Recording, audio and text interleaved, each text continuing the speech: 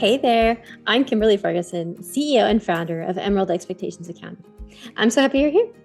The Emerald Corner is a place where life and business meet, so we want to share with you the process of running a business while maintaining a life with your loved ones.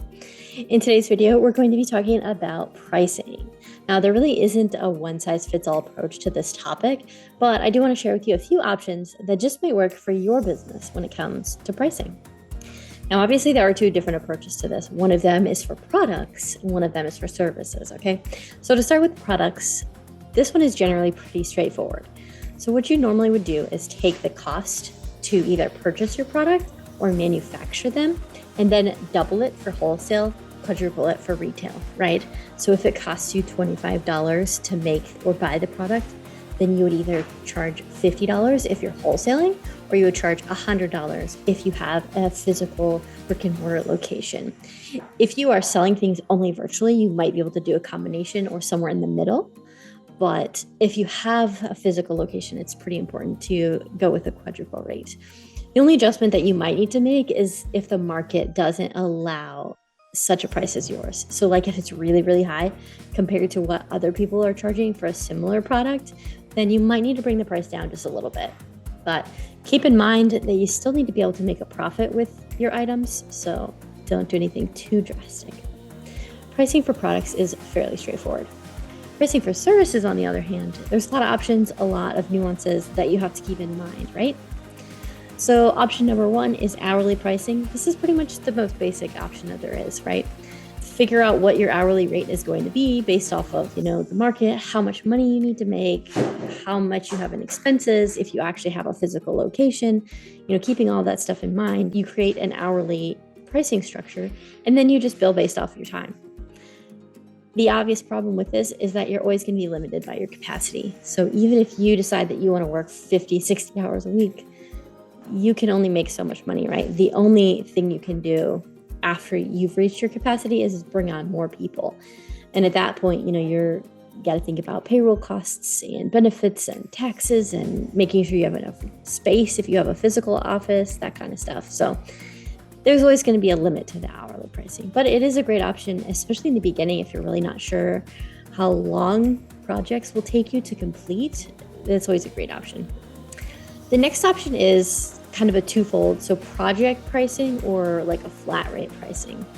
These are very similar, but slightly different. So project would be, I know I'm going to be doing, these 5 tasks.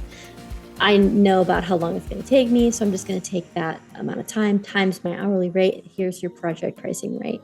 Very similar with flat rate, but you can take a few other things into consideration, such as, the experience and education that you have to do those things. But basically, either way, you're going to be taking how long it's going to take you to do the job times an hourly rate, most likely, maybe a little bit of an adjustment. That's your project or flat pricing, right? One of the benefits to flat rate or project-based pricing is that it's the same amount every single month. So for a business owner or an individual who's paying you on a regular basis, so monthly or quarterly or something like that, this is huge because it's one less thing that they have to think about. If you're charging them on an hourly rate, then it could be $200 one month or $600 the next month, $400 the next month after that. And it's just a lot more that they have to keep in mind when it comes to planning and budgeting for their business. So this is another great benefit to flat rate pricing. The last option is what we call value pricing, okay? So this is going to be when you have a very high level of expertise, right? So say that you do SEO services or maybe tax planning services. This is going to be taking all of the aspects of the job into consideration. How long are you going to spend on the project? How much experience and education is needed in order to complete the project? How much value are you going to be bringing to the table? So, for SEO, how much can you bring in for these people that you're going to be working with? Can you bring them 10 clients a month? How much is that worth to them, right? Similarly with tax planning is if I can save you $30,000 in taxes and then that happens every single year, what is that worth to you, right?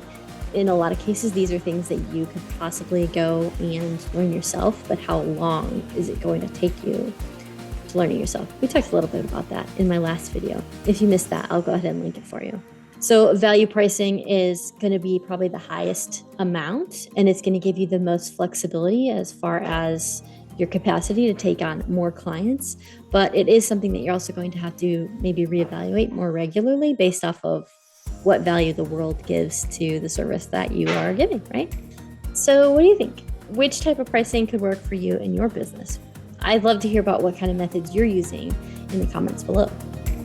Thank you so much for spending this time with me today. I hope you have a fantastic day, and I will see you in the next video.